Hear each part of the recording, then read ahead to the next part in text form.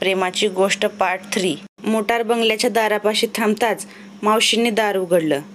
मोटारीतून तात्यासाहेब एकटेच उतरलेले पाहून मावशींनी विचारलं, ताई ताई काय लहान मुलगी आहे आता? मावशी तात्यासाहेबांकडे पाहतच राहिल्या. सरावाने आंधळा मनुष्यही मार्ग ओळखू शकतो. मावशीचे तर उभे आयुष्य तात्यासाहेबांच्या घरी गेलेले. काहीतरी विचित्र घडले आहे एवढे त्यांना कळले.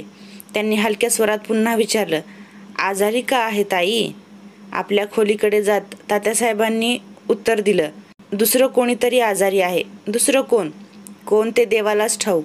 मावशी झटकन पुढे होऊन तात्यासाहेबांच्या खोलीतील विजेचं बटन दाबलं. टेबलाकडे बोट दाखवत त्या म्हणाल्या, तार आलीये मगाशी. तात्यासाहेबांनी टेबलावरील तारेवर जवळजवळ झडपच घातली. सुलभेनं रात्रीच्या गाडीनं निघते म्हणून कळविलं असावं अशी कल्पना मनात घेऊन त्यांना आनंद झाला. परोपकाराची लहर आली असली तरी पोरगी माझ्या शब्दाबाहेर जाणार नाही अशी अभिमानाची एक छटाई त्यांच्या आनंदाशी पाठशिवणीचा खेळ खेळत निघून गेली.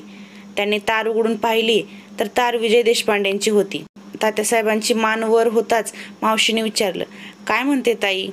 बोलायलाच तयार नाही ती. म्हणजे तिची नाही तार, विजयांची आहे. मेल ऐवजी पॅसेंजरने येणार आहेत ते. मावशीच्या शांत मुद्रेकडे पाहत तात्यासाहेब म्हणाले, ताई आली नाही म्हणून वाईट वाटलं ना तुम्हाला? हसत मावशी उद्गारल्या, छे, मुलं मोठी झाली म्हणून आपण काही लहान होत नाही. ताई तर असंच म्हणते. कशावरून? एक खाऊचा पुडा पाठवून दिला आहे तिनं तुम्हाला.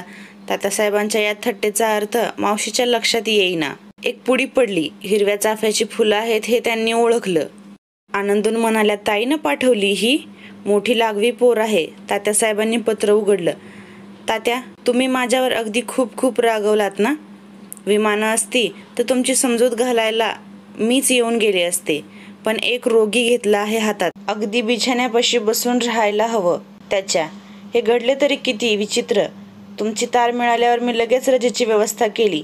गाडीत दारापाशीच कशीबशी जागा मिळाली होती मला. उद्या विजय भेटणार, या वर्षातले जिंकलेले साऱ्या खटल्याच्या गमती त्यांच्याकडून ऐकायला मिळणार. एक ना दोन अनेक कल्पना माझ्या मनात नाचत होत्या. इतक्यात दादर स्टेशन आलं. गर्दीतून कोण माणसे आत शिरली ते पाहिलंही नाही मी. एक पायजमावाला तरुण पाठमोरा उभा होता, मागून अगदी थेट विजयसारखा वाटणारा. पण मी अशी बघत असतानाच त्याने एकदम मागे फिरून माझ्याकडे पाहिलं. माझे लक्ष त्याच्याकडे आहे हे पाहताच तो म्हणाला, माफ करा हं. हिरव्या चाफ्याचा वास आला म्हणून मागं वळून पाहिलं मी. त्याच्या माफीत केवढा दिलदारपणा होता. मग जवळ बसलेली बाई कशी दिसते ही पाहण्याची वृत्ती त्याच्या दृष्टीत कोठून दिसणार? मी त्याला लगेच उत्तर दिलं, तुम्ही वर्तमानपत्राचे संपादक आहात वाटतं. माझ्या प्रश्नाचा रोख लक्षात न आल्यामुळे तो माझ्याकडे पाहत राहिला. मी हसत म्हणाले, अशी उठल्या सुटल्या माफी काय मागता तुम्ही? पण काय? बालपणाच्या मित्राला मैत्रिणीकडे पाहायला काय हरकत आहे? तो एकदम चमकला. मी त्याला लगेच ओळखले होते. 8-10 वर्षांनी त्याला पाहिले खरे, पण दृष्टीत थोडा कठोरपणा एवढाच काय तो बदल झाला आहे त्याच्यात. माझ्याकडे निरखून पाहून तो म्हणाला, सुलभा? हो, सुलभा कालेलकर, MBBS. तो हसून उद्गारला, वा, पदव्या सुद्धा पाठ आहेत की. CIDत आहात वाटतं. तो नुसता हसला. तो आपल्या आजारी बहिणीकरता गिरगावातील ओळखीचा एक डॉक्टर आणायला चालला होता. मला अगदी राहावे ना. मी त्याला म्हटलं, माझी पदवी खोटी वाटते का तुम्हाला? म्हणजे तुमच्या पुढे एक डॉक्टरीन बसली असताना तुम्ही एका डॉक्टरला बोलवायला चालला आहात. स्त्री जातीचा केवढा अपमान आहे हा. एक उत्तम नाटक होईल ना या विषयावर. कितीतरी वर्षांनी तो भेटला होता, त्यामुळे खूप गमतीनं बोलली मी. शेवटी ग्रँड रोडवर उतरून आम्ही पुन्हा परळला गेलो. वाटेत मी त्याला म्हटलं, तू काही ओळखलं नाहीस मला. पुरुषाला चंचल म्हणतात ते काही खोटं नाही. त्याने हसत उत्तर दिलं, चंचल कोण ते तूच ठरव. माझ्यात बदल झाला नाही म्हणून तर तू मला ओळखलंस. पण तू इतकी बदलून गेली आहेस की सुलूची सुलभादेवी झाली आहेस अगदी.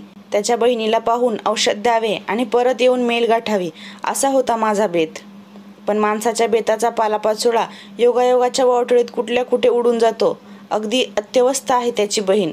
विशेष काळजी करण्याची गोष्ट म्हणजे हार्ट केव्हा फेल होईल याचा नेम नाही. बिचारीचा नवरा गिरणीत गेला आहे.